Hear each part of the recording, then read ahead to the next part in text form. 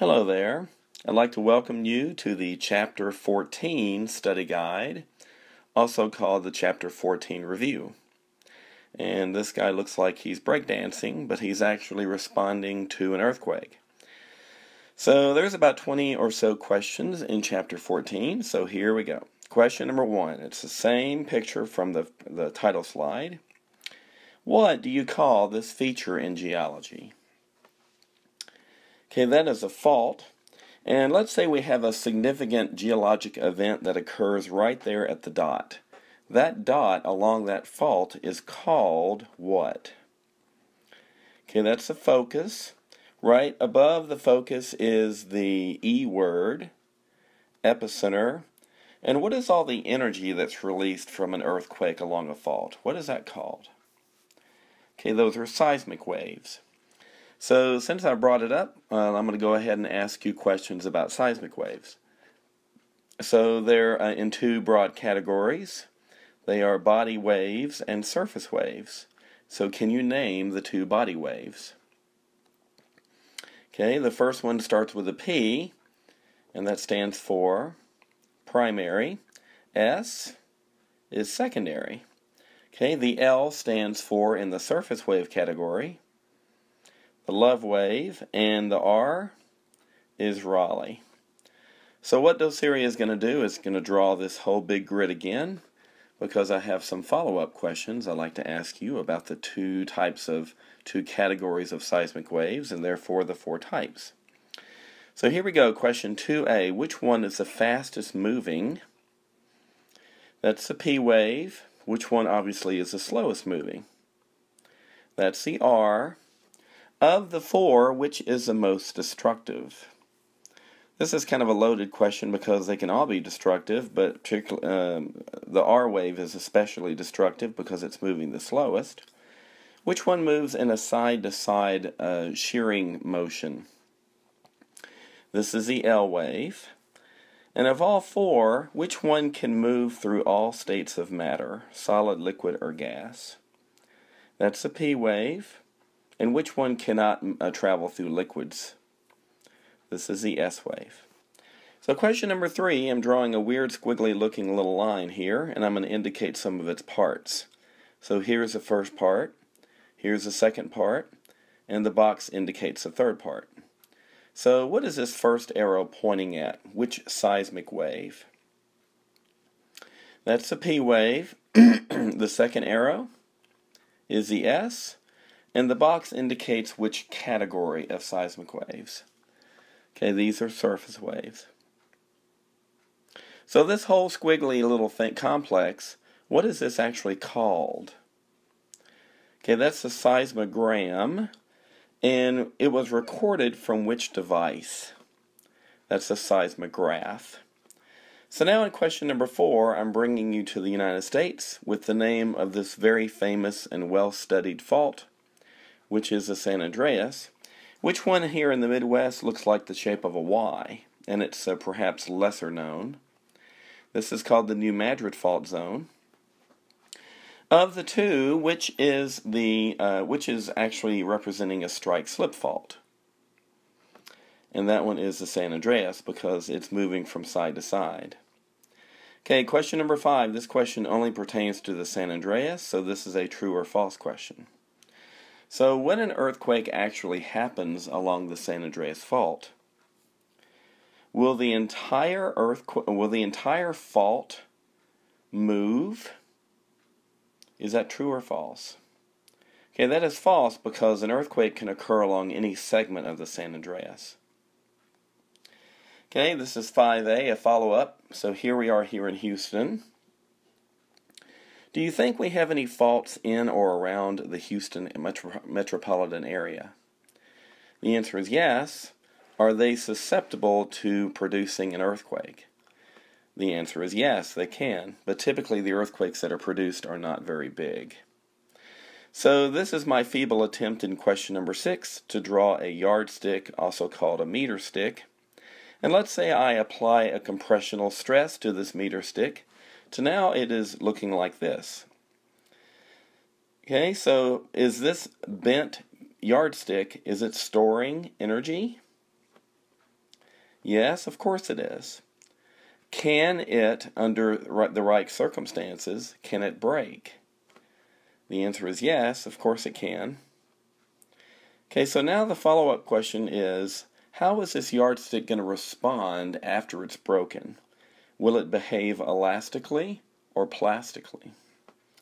And the answer is it will behave elastically, and therefore this whole slide is kind of the idea of the elastic rebound theory. So question number 7, I'm bringing you to South America with a Richter magnitude 5.4 earthquake detected here in this part of South America. So let's say 6 days go by, and now we have another earthquake of magnitude 7.0. Would you consider this an aftershock of the first one? The answer is no, because it did not occur in the same place. So let's say 1 day after that, I have a significant 9.1 event here in pretty much the same location as the first one. Is this now considered an aftershock? The answer is yes, kind of. Okay, since it's larger magnitude than the first one could actually be considered a foreshock to this 9.1 event. Now, if it were a smaller magnitude, then yes, it definitely would be an aftershock. Okay, so question number 8. Which is more common, would you say, between the two? Do you think foreshocks are pretty common, or do you think aftershocks are pretty common? And the answer is that aftershocks are certainly more common than foreshocks because the fault is trying to regain equilibrium. So question number 9, I have a picture from a previous chapter with a hard-working person. Do you think this person that's pictured here is a seismologist? Okay, well, it's kind of hard to say because they're just scooping up lava from a Pohohoi flow. The answer, I would say, is no. They're probably a volcanologist by training, but they certainly possess knowledge of earthquakes. So in question number 10, we have the approximate location of an epicenter of an earthquake, and this approximate location, what I've indicated here in the slide, is Juneau, Alaska. So how many seismic stations do you think that it takes for finding this epicenter? How many seismic stations did it take to locate this epicenter?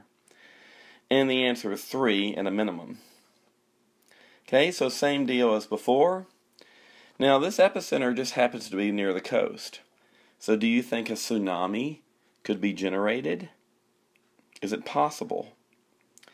The answer is yes, and that's why the Pacific Tsunami National Center, or whatever they're called, is located in Hawaii.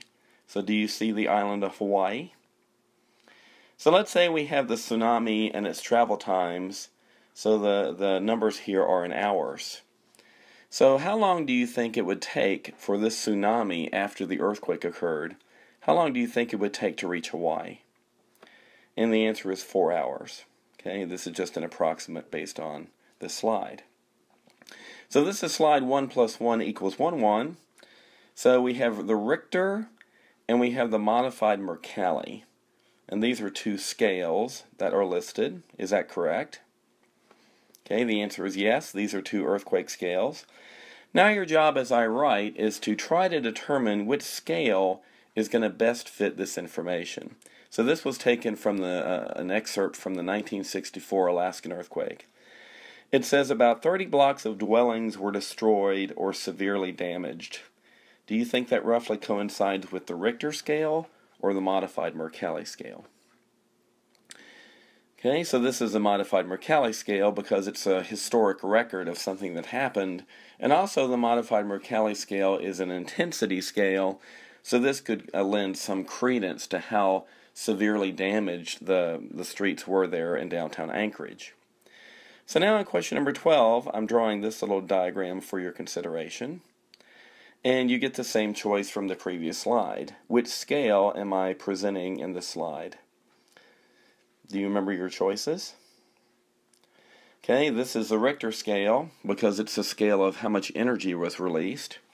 So is the Richter scale a magnitude scale or an intensity scale? And it is a magnitude scale. It's how much energy was released. So in question number 13, I'm getting really fancy with the colors. And the first bar is going to be 7.0, then 8.0, then 9.0. So of these choices, would this be the Richter scale or the moment magnitude scale? Okay, so that is the moment magnitude scale because it's used for very large earthquakes. So question number 14 here, I'm drawing some substrate, some geologic materials. On the left I have granite, then I have limestone, then sandstone, then clay. Okay, so your question is, which choice would be the best to be standing on or your building to be built on during an earthquake? Okay, the answer is granite because it's a very hard rock. And the worst? Well, really any of this stuff is the worst. This is what geologists would call soft rock. So I am a soft rock geologist because I worked in limestone. So question number 15, I have a jar here on the left, which is full of big pebbles and some water. Now, there's not so much water in the jar to actually make the pebbles float. It's just enough water to keep the pebbles together. So what's happened in this second diagram is that I've taken that jar of pebbles with water and I've shaken it up during an earthquake, and all the water is basically squirting out or has come out. So what type of idea is that when you have your soft sediments that are basically compacting and the water is basically being driven off? So in geology we call that liquefaction. So this can happen during an earthquake, especially if your substrate is loaded with water. Okay, question number 16. Do you know what a seiche is? What is a seiche? Okay, this is a rhythmic sloshing of water in an enclosed basin. This could be a lake or even a swimming pool. Okay, question 17 now. Here you are on the beach. You're relaxing. You're reading a book. Okay, and then all of a sudden what happens? You look up and you notice that, okay, here you are still reading your book. Okay, the ocean level has gone away and it's dropped significantly, and your water has basically gone away. So what do you think is about to happen? Okay, you're screaming, by the way, at this point. Okay, so probably this is an indication that a tsunami is about to hit. So you're probably going to want to run to higher ground. So question number 18, we're almost done with this review session in chapter 14. So in the prediction category, we have short term. Do you remember what you're looking for with short term prediction when it comes to the F word, which is indicates a minor earthquake before a major one? Okay, foreshocks are very helpful in short term forecasting of earthquakes. Of course, we have long term prediction, which come in the form of the P word, and these are probabilities.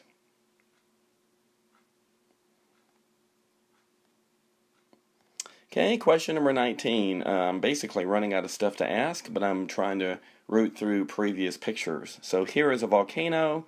Let's say the volcano erupts massively. Do you suspect that there's going to be earthquakes associated with this volcanic eruption? And the answer is, of course. The final question is from chapter 1, or at least the picture is, what is the name of this plate that's sitting right here to the west of California? Okay, that's a Pacific plate, and what's the name of the plate that we're riding on? Okay, that of course is the North American plate. So we are now done with our chapter 14 review.